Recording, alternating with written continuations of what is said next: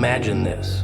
You're sitting in silence, not searching for anything, not praying aloud, not crying out for attention, just existing. And then something comes. A knowing, not a voice in the clouds, not a booming echo, but a whisper underneath your thoughts. And in that moment you realize you've been given something dangerous, a truth no one else sees, and worse, no one else wants to see. That's what I'm talking about. God doesn't always thunder. He doesn't always declare his truths on billboards or scream through prophets in the streets. Sometimes he delivers the most world-shattering revelations in the quiet, like sliding a sealed envelope under your mental door at 3 a.m. And when you open it, your whole perception fractures. Your priorities shift. Your eyes refuse to go back to what they used to believe. You've been chosen not to speak it, but to carry it. But here's the kicker. The truth he gives you isn't safe. It doesn't play by society's rules. It won't flatter the masses. It doesn't align with the trend, the algorithm, or the motivational script. This truth, it threatens systems. It exposes illusion. And that's why the instruction is clear. Don't let the public know this, not because it's a lie, but because it's too real. You see, we live in a world addicted to what's easy to digest. Comfort food for the mind, fast, sugary thoughts that never disturb the gut. So when God gives you a truth that rattles cages, breaks cycles, and threatens the empire of distraction, that's not something you scream from a stage without knowing the cost. Because what you're carrying, it's nuclear. It can't be explained in sound bites or rationalized to crowds who've been hypnotized by tradition, trauma, or TikTok. You think people want the truth? No, they want a truth that flatters them. They want a God that doesn't confront their idols. They want a mirror that lies back to them. But when God gives you this kind of truth, it's not because you're special. It's because you're responsible. You've been given eyes that don't close anymore. And the real test isn't whether you can preach it, it's whether you can protect it. Let's not forget, they didn't crucify Jesus because he healed people. They killed him because of what he said, because of the truths he dared to speak publicly. Not all truth is welcome. Some truths is a death sentence when shared too early, too freely, or to the wrong crowd. So sometimes God tells you, hold it. Not because you're weak, but because the timing isn't right. And you are not just the messenger, you are the vault. And that silence, that's not inactivity.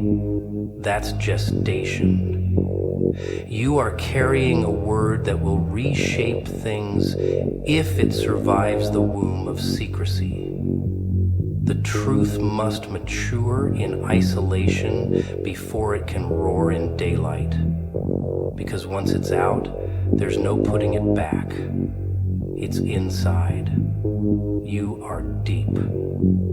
You are soft and innocent because the truth must mature in isolation before it can roar in daylight. Because once it's out, there's no putting it back. Once you reveal what God whispered, you can't unspeak it, and you better be ready for the consequences. People will call you crazy. They'll label you heretic, rebel, arrogant. They'll try to burn you at the stake with their words or freeze you out with their silence. Why? Because nothing is more offensive to the deluded than a soul who sees clearly. And yet, this is your burden: to see, to know, to be awake in a world that thrives on sedation. But your job isn't always to speak. Sometimes your job is to guard the fire and wait until it's strong enough to set things ablaze. So, if you're sitting there, wondering why your mouth is closed but your heart is loud, maybe it's because God is still building the strength you'll need to hold the mic. Maybe the truth you carry is still sharpening its edge. And maybe, just maybe, it's not time yet to open the envelope and read it aloud. Because the most dangerous truth isn't the one they attack, it's the one they haven't even seen coming. So keep it close, guard it well, and when the time comes, speak like thunder. Until then, let them sleep. Closing statement: the truth God gives in secret is a sacred weapon. If you're trusted with it, don't waste it proving you're right. Prepare to be ready, because when it's time, you won't need permission. You'll speak, and everything will shake. You know what the real tragedy is? It's not that people are blind, it's that they choose to be. That's the uncomfortable truth no one wants to admit. People cling to illusions like a security blanket because reality, raw, unfiltered reality, is terrifying. It demands change. It demands accountability. And God forbid we start asking the questions that peel back the paint on the walls we've been told are holy. Now imagine you're one of the few who sees through it, not because you wanted to, but because something inside you refused to swallow the story. You looked at the world, and instead of nodding along, you paused.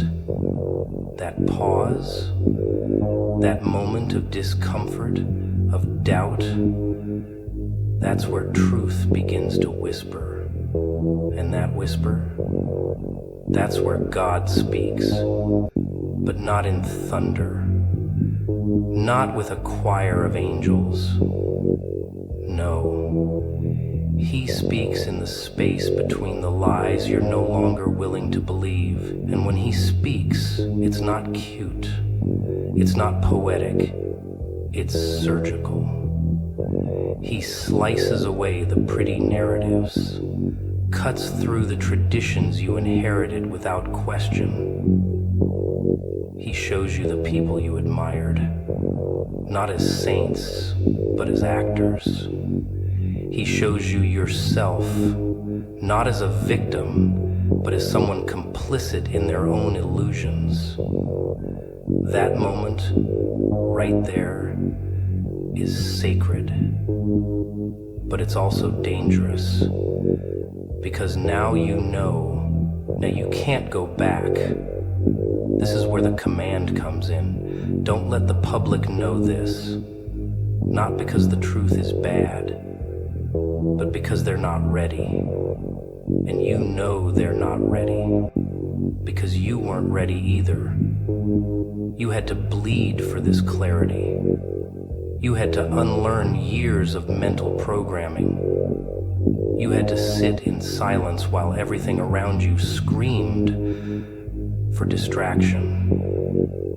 You had to confront your own ego, pride, and false humility. That kind of awakening comes with scars. So when God gives you insight that cuts that deep, He's not handing you a microphone. He's handing you a scalpel, and He expects you to use it with precision. Because the truth isn't a show. It's not a performance. It's sacred surgery. You don't yell surgical instructions in a crowded theater.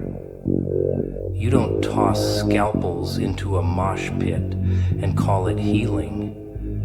Some truths must be whispered into prepared ears.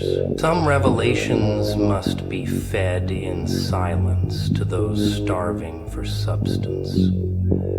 You've got to understand, truth isn't fragile, but people are. And if you throw the truth at people who haven't developed the mental, emotional, or spiritual muscle to handle it, they'll do one of two things: weaponize it or crucify you for it.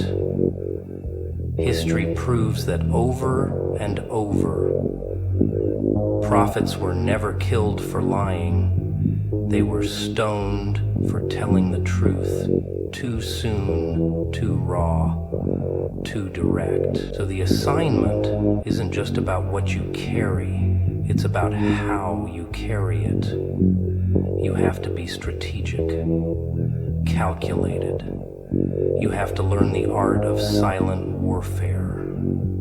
Plant seeds, not bombs. Ask questions instead of making declarations. Let the truth rise in people, not crash down on them. This isn't about ego. It's not about being right. It's about being effective. Because here's the kicker. The ones who truly know don't need to prove that they do. That's how you know it's real.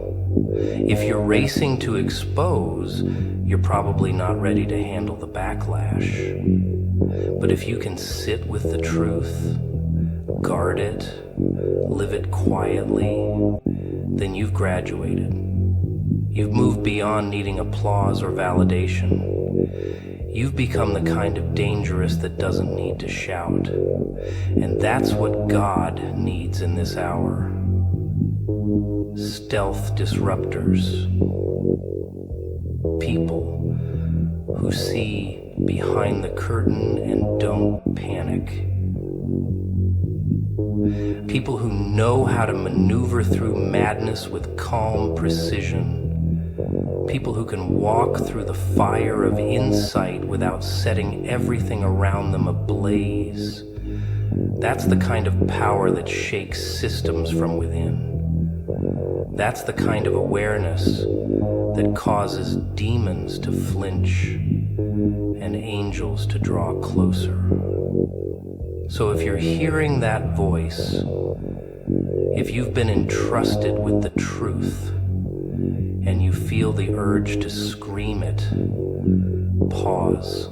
Ask yourself, is this moment about ego or assignment? Because revelation without wisdom is chaos. And God doesn't deal in chaos. He builds kingdoms with strategy. Closing statement. You've been given truth, not to flaunt it, but to forge it into discipline, into discernment, into divine timing. Don't rush, don't explode. Sit with it, sharpen it, and when the moment is right, the world will feel the weight of what you've carried in silence. There's a part of you buried under all the layers of performance and politeness that knows exactly what I'm about to say. You've felt it, that faint pulse beneath the noise, the flicker of discomfort when you walk into a room and realize everyone is laughing at something they shouldn't be, when truth is absent, but no one seems to notice or care. That's your signal. That's your confirmation. Because once you begin to see the world for what it is, not what they told you it was, you start to notice the lie isn't just outside you, it's in you too. Let's talk about programming. Not the kind you get from books or school. I'm talking about the kind you absorb by breathing the same air as the masses. The kind that teaches you how to lie just enough to blend in, how to shrink just enough not to be noticed, how to shrink just enough not to be noticed, how to shrink just enough not to be noticed, how to worship approval without calling it worship. That's what they never want you to wake up from. That's why they build systems that reward obedience and punish awareness.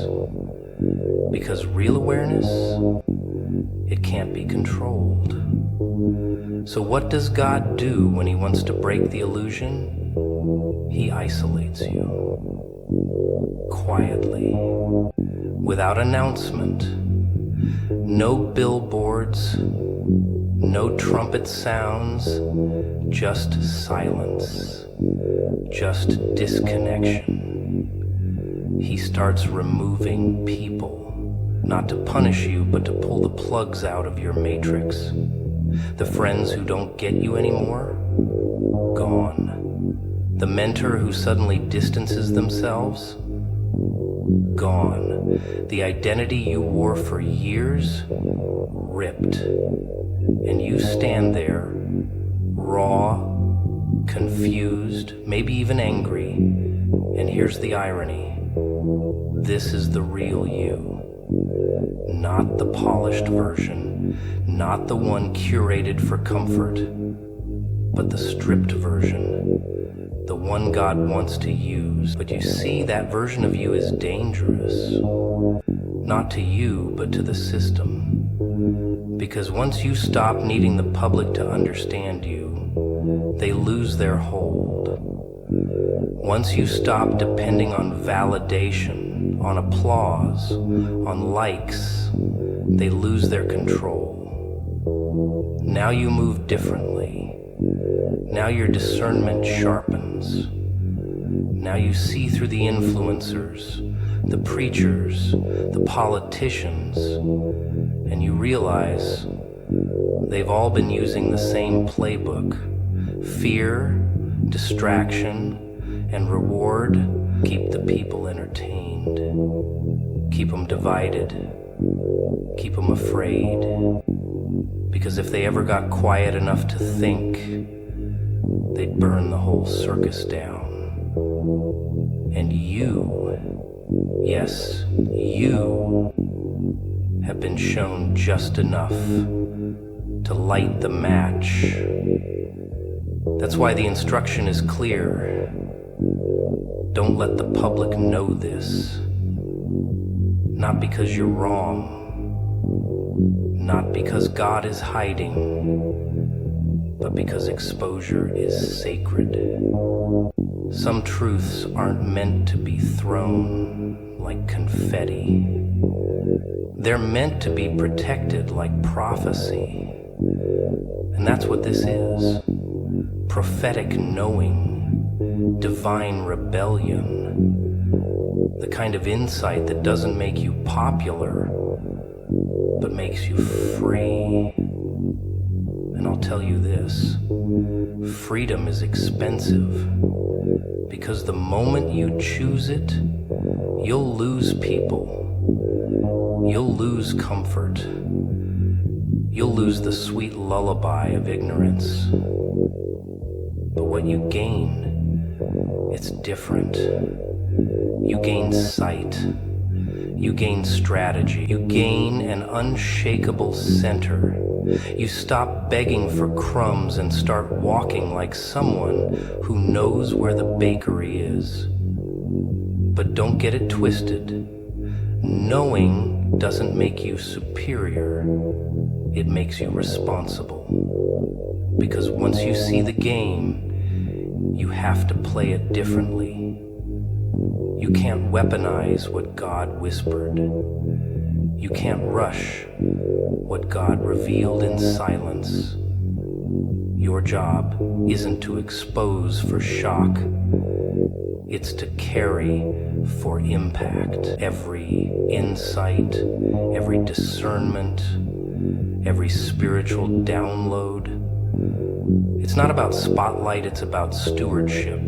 So next time you feel the urge to tell everyone what you've seen, pause.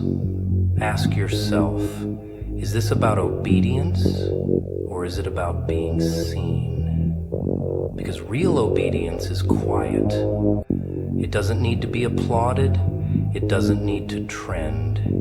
It just moves strategically, silently, divinely. And make no mistake, the ones who move like that, they change the world. Not with noise, with precision. Closing statement. So guard what God gave you. Don't waste divine insight on public approval. Protect it. Sharpen it. And when the time is right, let your silence be louder than their spectacle. Now here's where things get a little uncomfortable. The part no one really wants to say out loud. You think the truth sets you free. Sure it does. But first it tears you apart. See, once you start receiving divine insight, it doesn't come with applause. It doesn't come with a neatly typed guidebook or a crowd cheering you on. No, it usually comes with isolation, disbelief, misunderstanding, sometimes even mockery, because what God gives you privately often doesn't match what the world publicly applauds. That's the catch. That's why God said, don't let the public know this, because the moment you share divine things with people who are still addicted to the surface, they don't just reject the message, they reject you, not because you're wrong, but because your insight disrupts their illusion. You're not fighting people, you're fighting the systems that have made them comfortable in confusion. And let's be real, people love their confusion. It's safe. It lets them blame the system, blame their parents, blame their enemies, instead of facing the one opponent that actually matters, themselves. So when you start talking like someone who's seen behind the curtain, someone who's had conversations with God in the wilderness, someone who isn't distracted by shiny things anymore, you become a problem. You become dangerous. You become unrecognizable even to those who used to walk with you. And God allows that not to punish you, but to protect the revelation. Because here's the thing. Divine messages aren't just information. They're assignments. What you receive from God isn't meant to be tossed into the public like you're trying to go viral. It's meant to be carried like a weapon. But weapons in the wrong hands become toys. And toys in the wrong hands become traps. That's why God makes you wait. That's why He hides you. Why He keeps your name out of rooms you think you deserve to be in. Not because you aren't ready to speak, but because the room isn't ready to listen.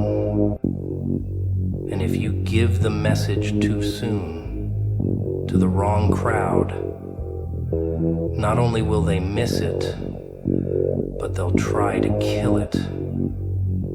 Because the public doesn't fear what it doesn't understand.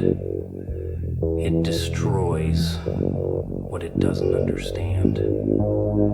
It destroys what it doesn't understand. And let's not forget, it was the public that chose Barabbas, not the elite, not the politicians, the crowd. The same crowd that laid down palm branches for Jesus turned around and screamed, "Crucify him," a few days later. That's the nature of the public. They'll celebrate you when it's convenient and crucify you when it's not. So if your calling depends on public support, it's not a calling, it's a performance. But you weren't called to perform. You were called to perceive, to discern, to carry what others couldn't, to know what others shouldn't. And that's heavy. That's lonely, but that's holy.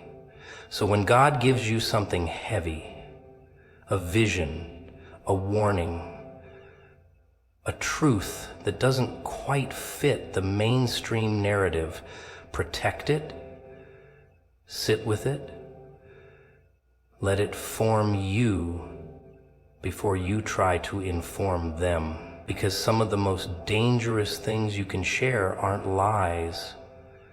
They're truths shared too early with people too shallow to hold them.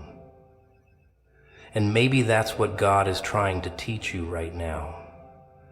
That being chosen doesn't always mean being seen. Sometimes it means being hidden for a season. Not because you're being punished, but because your insight needs protection, not publicity. That's the paradox of divine wisdom. It's meant to be spoken, but not always shared. It's meant to shake the world, but sometimes it has to break you first. And only when you've been broken enough to no longer crave the crowd, only when you've been quiet enough to hear God without needing an audience, then you're ready. Because when you're no longer seduced by the public's applause, you're finally in position to deliver what God has been preparing all along, with precision, with power, and without apology. Closing statement. So don't be afraid to carry what others can't comprehend. Protect what's holy, guard what's heavy, and remember, silence isn't weakness when it's covering something sacred. Do you ever wonder why pain doesn't just knock on your door? It moves in, unpacks its bags, and decides to become your roommate, like it's not just visiting, it's settling in. And here's the real twist. God lets it. Not just lets it, uses it. Not because pain is one of the few things loud enough to drown out the noise of the world, sharp enough to crack your ego, and powerful enough to reroute your entire identity. See, God doesn't rebuild you using comfort. He rebuilds you using collapse. Most people think transformation comes from inspiration. A motivational quote, a viral sermon, a pep talk in the mirror. But real transformation, it's violent. It's uncomfortable. It feels like being torn down, not lifted up. Like you're losing everything. And that's the point. Because to rebuild something, the old structure has to come down first. Even if you loved it, especially if you were hiding behind it. You've probably heard the phrase, God gives his toughest battles to his strongest soldiers. Sounds noble, right? Until you realize the battlefield is your mind. The war is invisible and the wounds can't be posted for sympathy. This isn't a movie montage where you fall, get up, and suddenly everything makes sense. No, sometimes you fall and you stay down for a while. And for some reason, pain is power. The issues make you more than you are. And sometimes you fall and you stay down for a while. You crawl through doubt, you bleed through betrayal, and still you keep breathing. You keep moving, even when you don't know why. That's not weakness. That's a different kind of strength. That's spiritual evolution in real time. What they don't tell you is that pain becomes your training ground, not to destroy you, but to prepare you for a truth most people can't handle. You're not who you thought you were. You're more. But to access that version, the illusions you clung to, the personas, the pride, the performative strength, they all have to go. And that's where pain comes in. It strips away what's false. It exposes what's real. And if you let it, it will introduce you to the version of yourself you were always meant to be. But make no mistake, this process is messy. Rebuilding always is. Ask any architect. Demolition looks like chaos, but it's strategic. It fails. It is messy. It demands suffering, but it's scary. It demands, same goes for you. God isn't breaking you down randomly. He's clearing space for something stronger, purer, and more aligned with who you actually are beneath all the trauma and social programming. And here's the part the public can't see. Because you won't always look like you're being used by God. Sometimes you'll look like you're being forgotten by Him. Like nothing's working. Like you're praying and getting silence, fasting and getting pain, showing up and getting overlooked. And maybe when the system itself can't be fixed, sometimes you'll look like you're being used by God. He's so busy with his own plans. But it's not done. But that's part of the blueprint. Because what God is doing in you is more important than what people are seeing from you. This stage. This raw, gutted, exposed stage. It's sacred, because this is where the mask falls. This is where the performance ends. This is where God stops dealing with the version of you you tried to protect and finally touches the one you were afraid to show anyone. The scared one. The scared one, the angry one, the broken one. And in that moment, the rebuilding begins, not around your image, but around your essence. You see, people applaud your success, but God responds to your surrender. And surrender isn't glamorous. It's not curated for social media. It's quiet, it's painful, it's personal. But it's where power begins. Because once you've surrendered, everything that wasn't really you, you become dangerous to the system that profits from your self-doubt. You become a threat to the narrative that says you're only valuable when you're performing. And that kind of clarity, it doesn't just rebuild you, it redefines you. So maybe you're not broken, maybe you're being rebuilt. Maybe the silence isn't abandonment, it's construction. Maybe the pain isn't punishment, it's positioning. And maybe, just maybe, God hasn't forgotten you. He's just not finished with you yet. Closing statement: let the pain break what it needs to break. Because what's falling apart isn't the end of you.